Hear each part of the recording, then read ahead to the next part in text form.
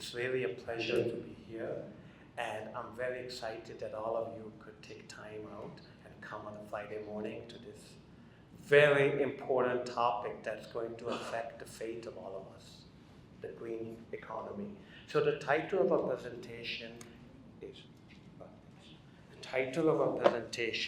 Ethiopia 2030, Financing the Green Transition. The way we are going to structure the presentation is in 5 parts. The first, we'll talk about the context. The second, we'll talk about Ethiopia, energy and renewables. The third, we will talk about climate finance. The fourth, we'll have an in-depth assessment of the UNDP climate portfolio. And finally, we'll talk about the reform roadmap. Let's begin with big picture, 7 key findings of our UNDP work and our UNDP assessment. And some of it comes from a paper that we will share with you later in the week, next week. And it's a technical paper, and it informs a lot of the analysis. So 7 points. Number 1, climate change is here to stay. Its impact is growing across the world, including in Africa, and countries like Ethiopia are becoming increasing victims of climate change. Number 2, Wubwa and I had the pleasure and opportunity to accompany the Ethiopian delegation at COP29 in Baku. We will share some of the experience. What is the story on climate finance from Baku? Number 3, Ethiopia, as Minister Barakat has said, there's very strong leadership at all levels, from the top to the ministerial level on climate. That's the good news. And we have to find ways to even strengthen the coordination. Number 4 is hydro will remain a key part of Ethiopia's economy, but there's a lot of potential for wind and solar.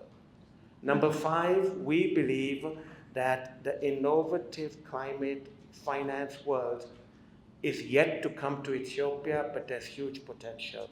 The trifecta of green bonds, carbon credits, debt swaps. We have Kasia Lewis, who will speak a keynote on carbon credits. Number 6, UNDP has a diverse portfolio of many, many areas. I won't get into them now. Wubwa will get into it. Number 7, we're going to talk about a roadmap for 2030 and a climate finance strategy aligned with the government vision and perspective. Context. Let's begin with all the bad news. We are seeing climate is a calamity of our times. From the BBC recently, the temperature rise has passed 1.5 degrees centigrade for the full year. Now, the 1.5 is already not good, but 2 is really bad. So we are seeing a structural shift in average temperatures across the globe. What does that mean? We are seeing melting of polar ice caps. We are seeing fires. We are seeing an increase in extreme weather. Droughts are worse, flooding is worse, migration of pastoralist communities. Dubai had flooding that nobody imagined. Spain has had massive flooding. Pakistan and India have had record heat waves. It's happening big time. The chart in the middle is from the WMO, World Meteorological Organization. They look at African countries. And African countries who are the least emitters are the biggest victims of climate change, together with the small island states. And if you look at the number of countries that are impacted by flood, African countries impacted by flood, drought, temperature increase, change in population patterns, sea level rise, many of them are African, and many countries in Africa are affected. So we are seeing structural shifts. Just to give you a sense of the magnitude of the problem we are facing, at 2 degrees, the climate experts are predicting long summer heat waves. significant sea level rise 1 meter by 2100. Think about it. 1 meter. That means Bangkok, New Orleans, Dubai, Amsterdam, London. We are in unprecedented waters. That's the bad news. The good news, we still have time, and there's a lot of mobilization of goodwill across the planet. Let's get to COP29. COP29 was a very, very important COP.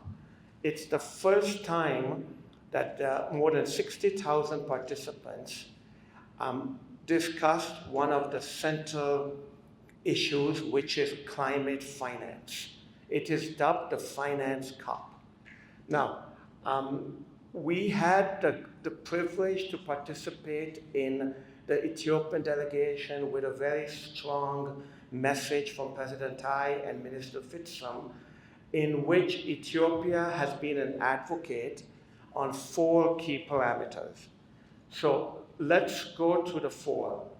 Okay, number 1 is the nationally determined contributions. So the countries that are impacted by climate most, the small island states and African countries and some of the others, have asked for 1 trillion annual in international assistance by 2035. The outcome of the COP was disappointing for these countries. The agreement from the developed countries was that there would be a tripling of climate finance from 100 billion a year to 300 billion by 2035. That's number 1. Number 2, there was the intersection of decarbonization and geopolitics and geoeconomics. The emerging markets, which are the non-traditional donors, have not taken a formal position on whether the responsibility of the argument between the Western countries and the emerging is who is responsible for stock, who is responsible for flow. But there is countries like China, the private sector are encouraged to voluntarily contribute. This was an outcome that was maybe disappointing, but there is still some progress. This outcome also was happened because at the last couple of days, the small island states threatened to walk out, and they forced everyone to the negotiation team. Bottom line is there is a forward momentum on climate finance, a tripling, so that was good, and Ethiopia has been a strong advocate. The second is the loss and damage fund. A fund has been created. COP28 defined it. It's 700 billion has been pledged, and let's see. The secretariat will be at the World Bank, and there's still questions on who is eligible and who's going to contribute. The third thing is there's an adaptation fund which started in Cancun 2010. So far it's dispersed $1 billion, and there's a plan to expand it. And the fourth is the carbon market, which Cassia will talk about, which basically the COP was a breakthrough in creating a global regulatory supervisory system in a system that's been very fragmented. So in nutshell, COP brought the people together, recognition of the problem, but not everybody was on the same page. We got a second best outcome, but we got to move forward. One last thing, in the COP29, we saw a lot of indigenous groups, women's groups, who also participated. So there was a lot of inclusiveness. Okay, let's get to the energy in Ethiopia, the key empirics. Ethiopia has about 55% access to energy. Secondly, it's got huge renewable energy potential, 60,000 megawatts. compared to the actual of 6,000 megawatts. Electricity mix is hydropower is 91%. You have some wind, and then 2% is other. Energy mix for households is biomass. The national electricity strategy is to have 35% off-grid access. And the country impact on global emissions is very, very low. Very important point. Ethiopia did not cause the global climate problem. We have strong leadership at the Ethiopian government on climate issues at both MOPD and MOF. We have important international voice at COP.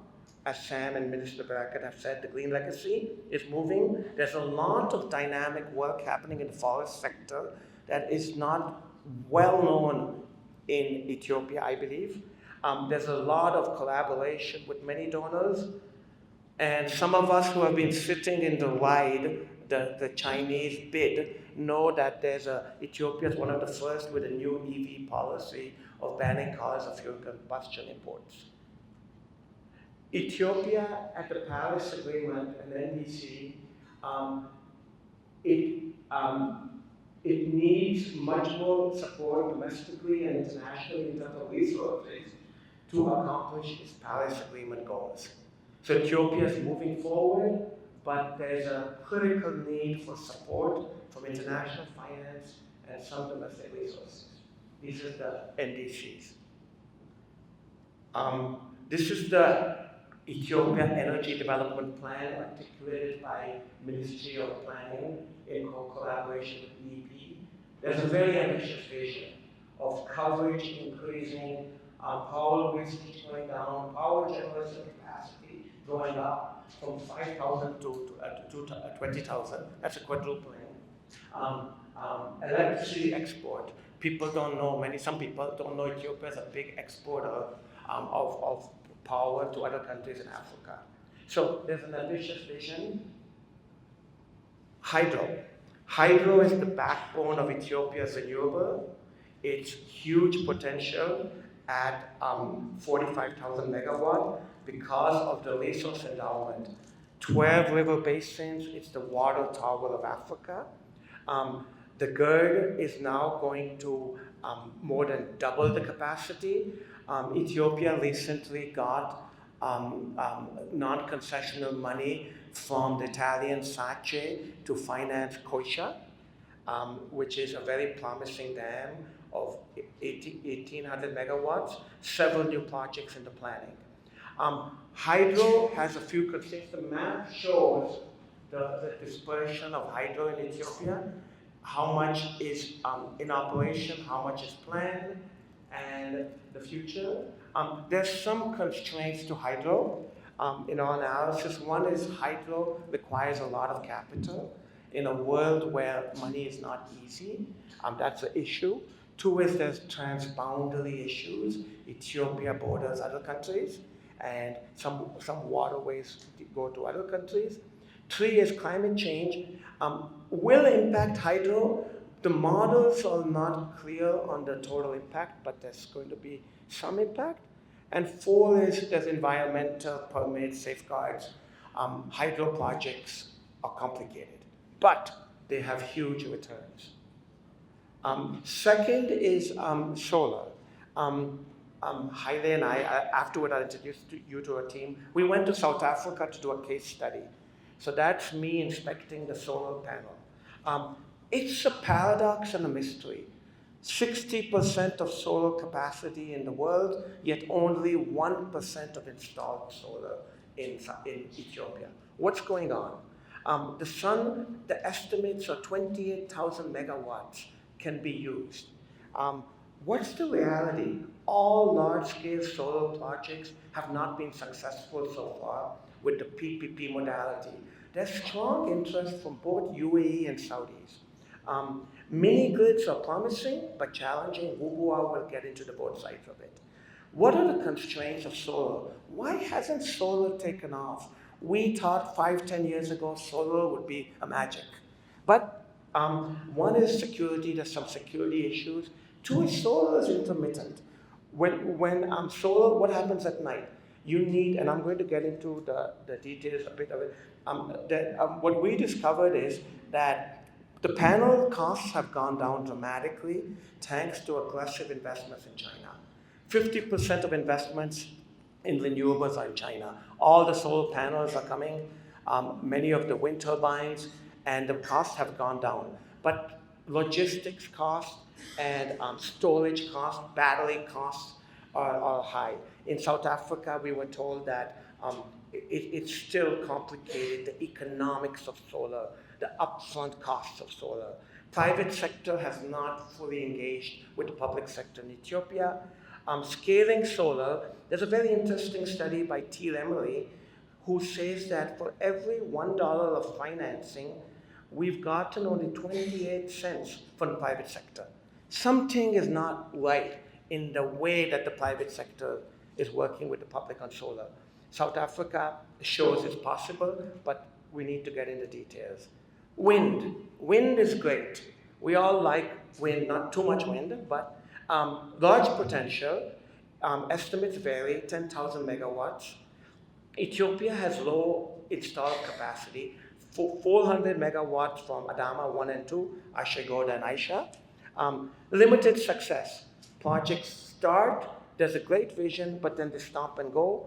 Government is supporting, we have strong support of Denmark, France has supported in the north, China, UAE. Private sector is still not fully on board. What are the constraints? How do you bring a wind turbine from Djibouti? What is the upfront cost, land issues, intermittency? Wind is taken off much more in other parts. So I forgot to say one thing. It's mostly wind and solar. It's some countries in Africa, Morocco, Egypt, South Africa, but most have not benefited from wind and solar. Geothermal, we are on the fence. Geothermal has potential. Kenya has a lot of geothermal, but in our assessment, it has not taken off, both Aluto Longano and Tulomoye. It seems that it's high capital cost, there's lack of technical capacity, there's a lot of drilling, but somehow it's not successful. We don't know exactly, we've talked to a lot of experts, but I think it has potential, but maybe the final details have to be worked out. But the bottom line is that these four renewables have huge potential. IPP, PPP is a great thing. When we talked to private sector told us they have forex challenges, they don't know the sector, they don't find a clear regulatory environment. Projects tend to have the IPP we're talking, the stop and go. So there's a very interesting study by Ayele Shen Mulugeta Kuma. Kuma Teres is here? No, I think he signed up. Anyway, I'm curious. You here? No. Okay. They make four arguments.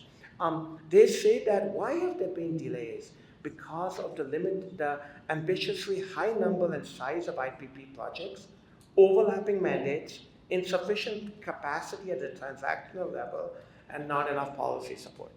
So it is possible, you go to a country like Turkey, the Istanbul airport, some of the infrastructure in Turkey, it's all IPPs, PPPs. So it's a model that's worked in other countries, and we're fully optimistic it can work in Ethiopia. This is just to show you the way that the global costs have gone down for wind, solar in the last decade, but also to show you turbines are expensive, and you have all these other costs. Solar batteries are much more expensive than solar panels. I didn't notice before we started the work.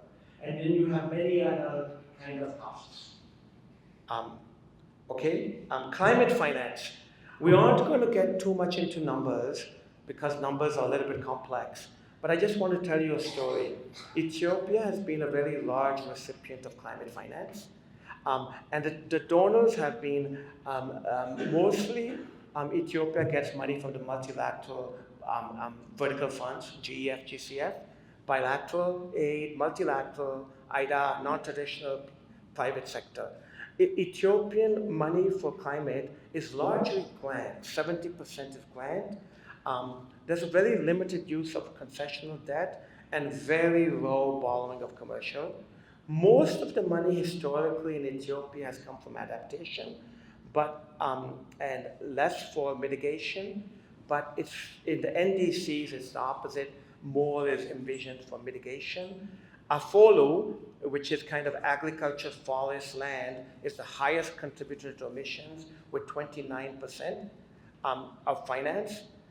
The last thing is this is a topic that has been discussed globally. What is climate finance? Is there over-reporting? Do we have good data? Are we looking at commitments and disbursements? If 10% of my project is climate, do I call the whole project climate? So there's a need for kind of oversight on the data and the metrics and the methodology of measuring climate finance. And there's a lot of greenwashing. Somebody does something and claims it's green, but maybe it's not green. What is the future of climate finance?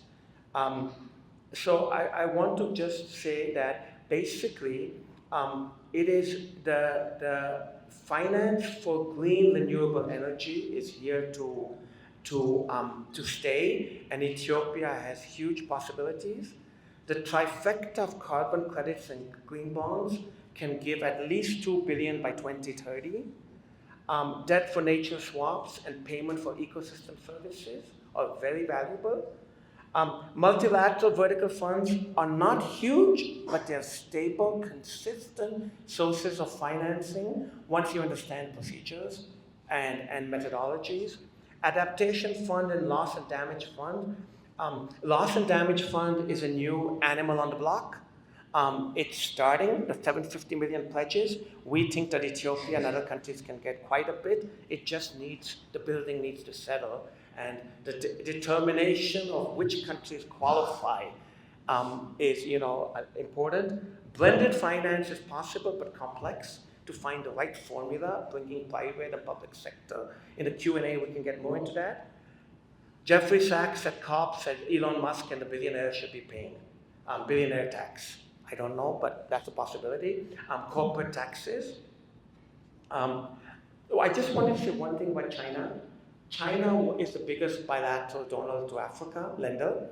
China was very heavy in the mid 2015, 16, and then China, because of its internal problem, it reoriented its strategy. This is from Boston University. So China got out of the infrastructure. That's the bad news. The good news is China's coming back with smaller scale projects in green. 50% of China's new portfolio would be green, and so there's potential for China to support. I don't want to talk too much about this because we have two speakers who talk.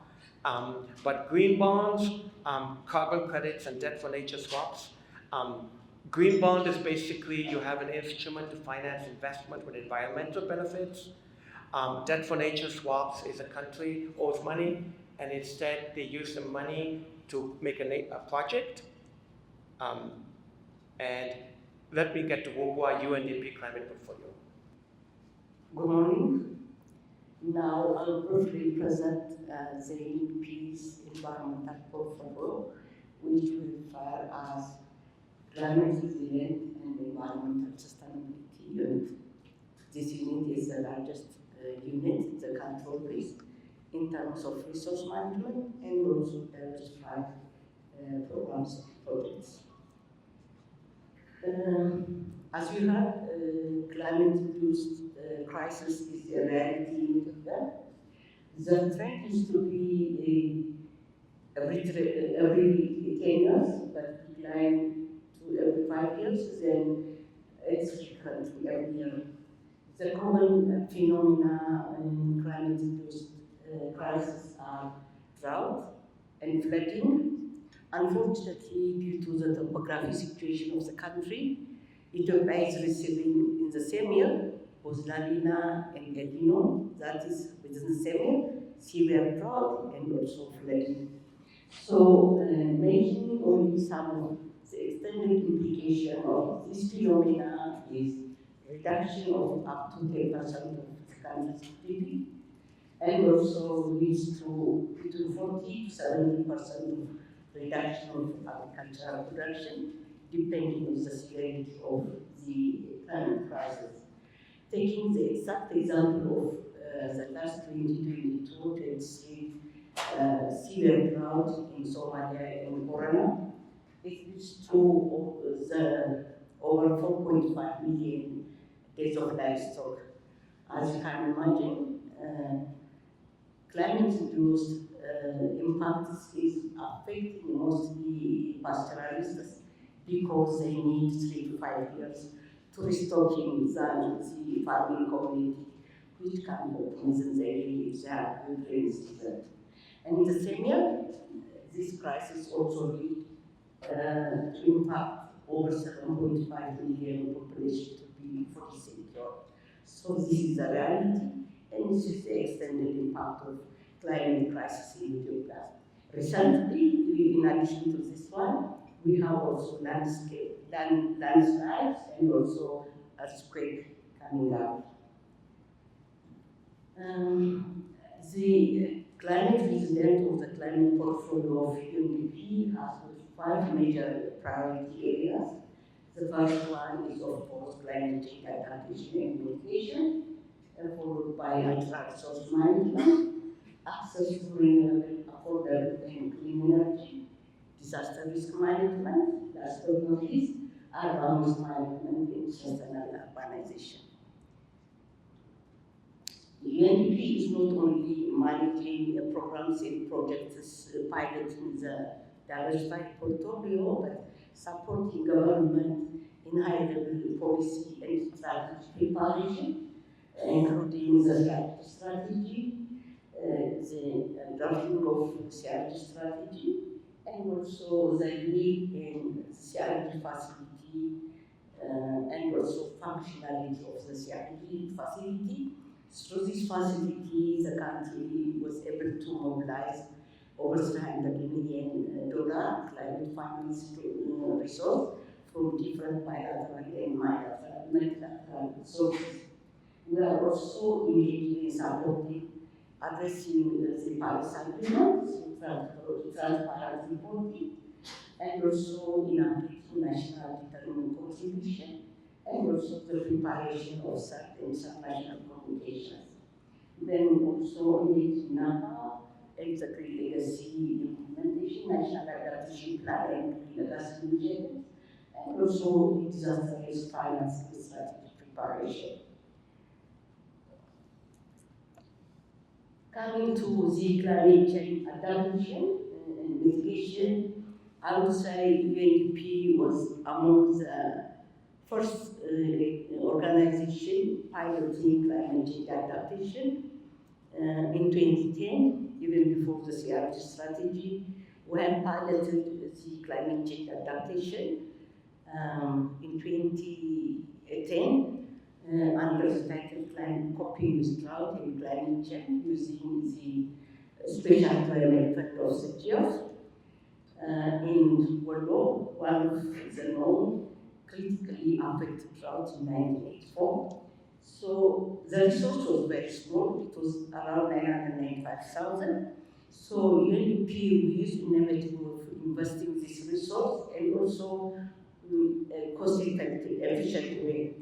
So at the end of the program, the GFs, the donor itself, witnessed the success of this project. So Ethiopia has presented success story at COP19 10 years before. And the donors themselves have recorded the achievement in the 2015 annual report. Once again, personally, I present this success story at International Climate Change Forum in Nepal.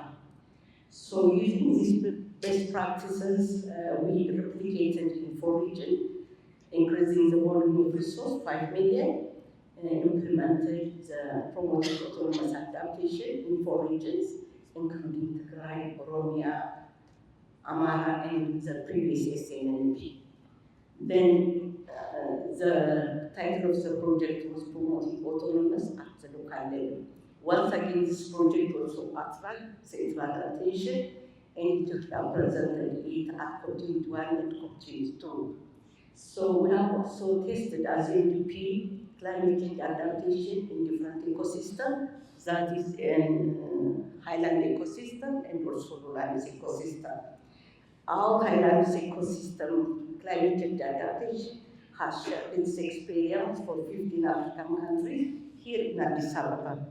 So finally, currently, we are replicating our success adaptation practice throughout the country in 11 regions.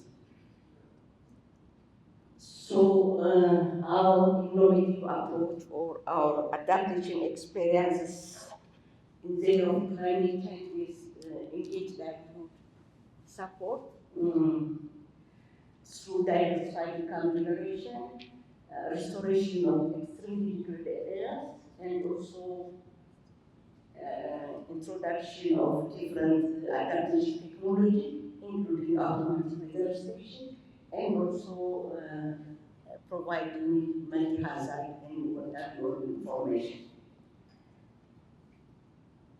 Coming to natural resource management, among other natural resources, we have engaged in water resource management through integrated water resource management, with borehole drilling, and also rainwater harvesting, and also construction of different water storage facilities.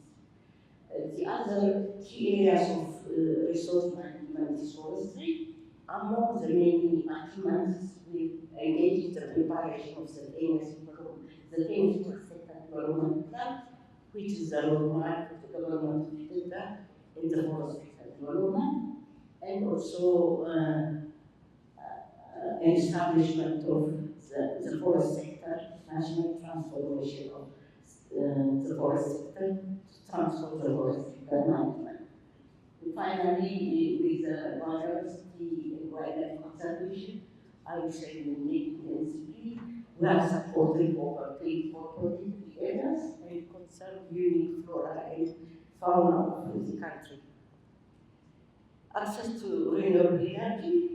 You heard that the crisis of energy in this country.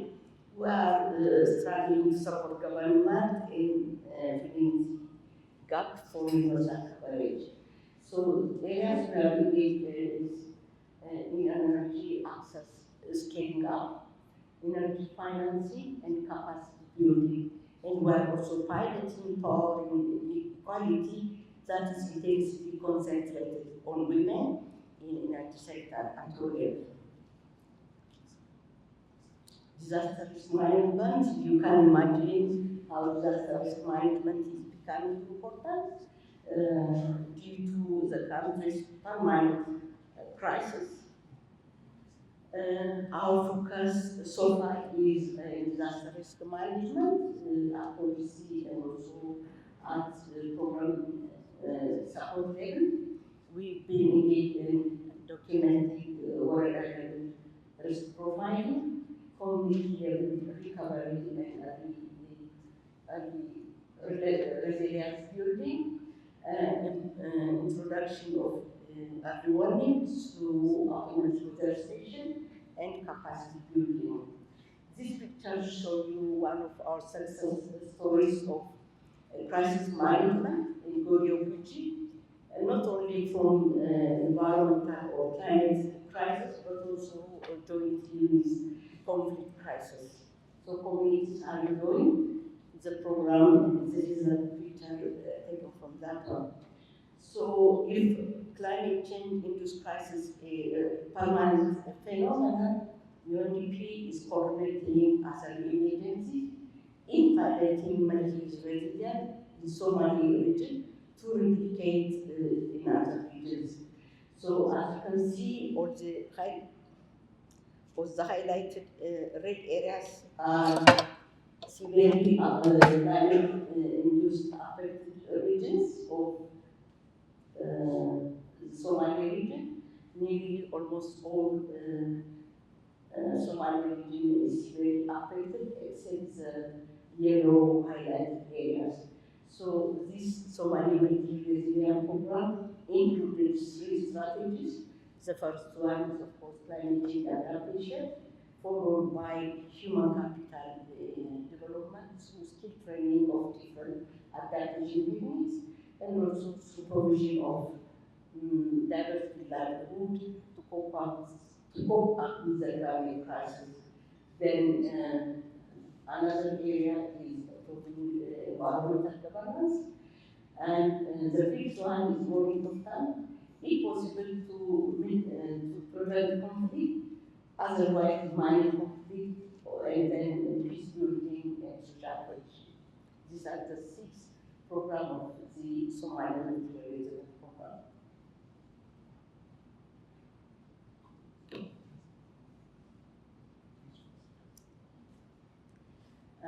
The fifth area, as I said, is urban waste management.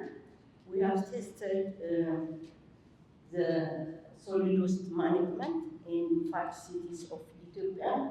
Among other major benefits, the tested pilot approach of the solid waste management in 5 cities has produced over 100 tons of compost, converting from waste to compost, and also reduced 500 kilograms of GHG emission, and also created over 700 jobs.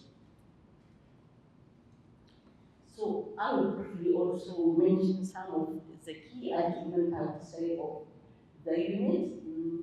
UNDP has been supporting government over decades in co-participation, not only through provision of funding, but also, as I mentioned, showcasing its best practice at international level for accessing Ethiopia's international climate finance. The strategy and facility establishment, I mentioned already. Ethiopia is also mobilizing resources to this facility, over $300 million. The country will have also supported the GCF direct access by the government, initially for 50 million. Now it's up to 250 million, and through direct access to mobilize $1 million, $100 million and 80 million pipeline. So this is also a great achievement. We have supported climate adaptation practices and technologies. As I said, we've supported for the procurement of about 300 automatic road certifications and other technologies. Restoration of degraded area, we supported the restoration of huge hectares of degraded area with all our intervention. Livelihoods over 60,000 livelihoods supported from diversified income generation, biodiversity conservation and protected area. Two achievements I would like to mention in this area is we contributed for the restoration of the semi-mountain to be World Heritage Site, and also the registration of Bali Mountain as a second World Heritage Site. So resource mobilization through our unit, UNDP has so far in 10 years period mobilized nearly $140 million for different bilaterals and multilaterals. I would like to thank all donors who trust UNDPs and invest on us. The cross-cutting areas which we are working with in human capital, skill development in adaptation technologies, mainstreaming gender, because climate change affects women differently, improving environment governance, and also improving access to regional trade, and reduce risk and develop resilience. Thank you.